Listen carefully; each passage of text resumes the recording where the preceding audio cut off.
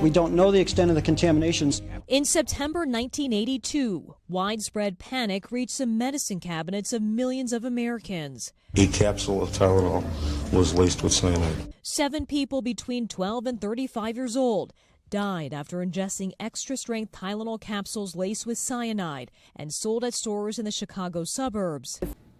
In Japan, a news helicopter gave us a close-up look at the nuclear plant crippled nearly a year ago by the devastating earthquake and tsunami. A report out today details the chaos among Japan's leaders during that crisis.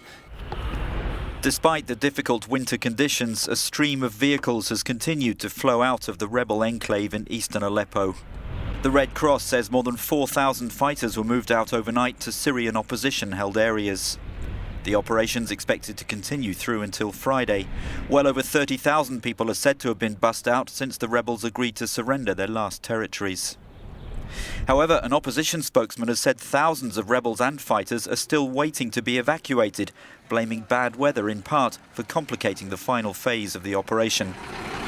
Now, with that massive security breach possibly putting 143 million Americans at risk, hackers targeting credit monitoring company Equifax, and now the FBI is investigating, and Rebecca Jarvis is here with all the details. Good morning, Rebecca. Good morning to you, Michael. And this is one of the largest data breaches in history. It happened at Equifax, the company that tracks all your credit cards and mortgages to determine your credit score. Half of all Americans potentially exposed, their highly sensitive personal information now in the hands of hackers. Oxfam's deputy chief has resigned after a prostitution scandal involving aid workers. It's the exact opposite of what you'd expect from an international aid agency. Oxfam was accused of covering for staff who paid prostitutes in Haiti after the 2010 earthquake.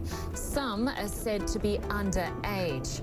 The scandal's already claimed Oxfam's deputy chief executive, who quit after allegations of a cover-up threatened the NGO's funding.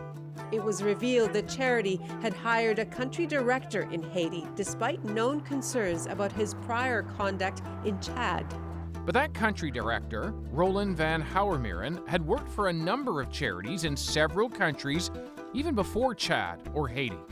A former colleague first blew the whistle on his behavior in 2004 when he worked in Liberia for UK charity Merlin, where he allegedly organized sex parties with local young women. That Oxfam failed to warn other NGOs about the allegations against its staff, allowing some of the accused to get jobs at other aid agencies.